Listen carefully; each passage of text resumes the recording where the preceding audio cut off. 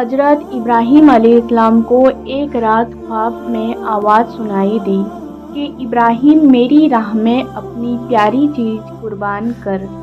हज़रत इब्राहीम ख्वाब के बाद जैसे ही बेदार हुए, सोचा कि नबी का ख्वाब वही की मिसाल होता है। अल्लाह चाहता है कि मैं अपनी प्यारी चीज़ कुर्बान करूँ। आपके पास जो ऊँट मौजूद थे, सब खुदा की राह में कुर्बान करते हैं और अल्लाह का शुक्र अदा करते हैं, फिर आराम फरमाते हैं। जैसे ही आराम करते हैं, ख्वाब में फिर से आवाज़ आती है, इब्राहीम अपनी प्यारी से प्यारी चीज़ मेरी राह में कुर्बान कर। बेदार हुए तो सोचने लगे कि मुझे तो सबसे प्यारा मेरा फर्जंद इस्माइल है। सोचा अल्लाह देखना चाहता है कि मैं सबसे ज़्यादा इश्क किससे करता हूँ, अपने बेटे इस्माइल से या अपने खालिक़े हकीकी से। बस जैसे ही ये ख्याल आया, आपने इरादा कर लिया कि अपने फर्जंद को राहे खुदा में कुर्बान करूँगा। सुबह उठ के अपनी बीवी हाजरा से कहने लगे, मेरे बेटे इस्माइल को अच्छा लिबास पहनाकर अच्छे से तैयार कर देना। आज मैं अपने दोस्त के दावत पर साथ लेके जाऊंगा। बीवी हाजरा खुश होकर बेटे को तैयार करने लगी और अल्लाह के नबी हज़रत इब्राहीम अलैहिस्सलाम अपने फर्जंद इस्माइल अलैहिस्सलाम को लेकर कुर्बान गाह की तरफ जाने लगे। इतनी देर में शैतान आया और बीवी हाजरा से कहने लगा, आपके बेटे को दोस्त के पास नहीं बल्कि आपके बेटे इस्माइल को मरने के लिए लेकर जा रहे हैं।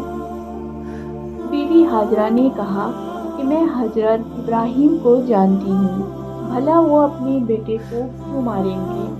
शैतान कहने लगा, हज़रत इब्राहीम अलैहिस्सलाम ने अल्लाह की तरफ से ख्वाब देखा है कि बेटे को कुर्बान करो और वो अल्लाह के लिए तुम्हारा बेटा कुर्बान कर देंगे। बीवी हाजरा फख्र से बोली, ये शैतान तुम पर अल्लाह की लानत है। अगर मेरा बेटा अल्लाह की रजा के लिए कुर्बान हो रहा है, इससे बेहतर मेरे लिए फख्र की क्या बात होगी। मेरे हजारों बेटे अल्लाह के नाम पर कुर्बान हैं। इसके बाद शैतान हज़रत इस्माइल अलैहिस्सलाम के पास आता है और कहता है, आपको पता है आपके वालिद आपको कुर्बान करने के लिए ले जा रहे हैं। आपके वालिद ने ख्वाब देखा है कि अल्लाह की राह में अपना बेटा कुर्बान करो। हज़रत इस्माइल फख्र से कहते हैं, अल्लाह की राह में मुझे कुर्बान होना पड़े, इससे बेहतर मेरे लिए क्या बात हो सकता है। फिर शैतान यही सवाल लेकर हज़रत इब्राहीम अलैहिस्सलाम के पास आता है और कहता है, अपना प्यारा बेटा इस्माइल कुर्बान कर रहे हो, तुम्हें क्या पता कि तुम्हारी कुर्बानी कबूल होगी या नहीं। इतनी देर में इब्राहीम अलैहिस्सलाम पत्थर उठाते हैं और शैतान पर लानत करके पत्थर मारते हैं। आज भी वो जगह कायम है जहाँ लाखों लोग पत्थर मारते हैं। फिर आगे बढ़ते हैं और चलते चलते अपने बेटे से कहते हैं, आज मैं अल्लाह की राह में तुम्हें कुर्बान करूँगा, ताकि ये वाज़ेह हो कि मेरे दिल में अपने बेटे इस्माइल से ज़्यादा अल्लाह का इश्क मौजूद है। हज़रत इस्माइल फ़ख्र से कहते हैं, इससे बेहतर मेरे लिए क्या बात होगी। मुझे अल्लाह की राह में अल्लाह के नबी कुर्बान करें, लेकिन बाबा मैं कुछ अर्ज करना चाहता हूँ। आप बूढ़े हैं और मुझसे बेपनाह प्यार करते हैं। जब मेरा गला कटेगा आप देख नहीं पाएंगे।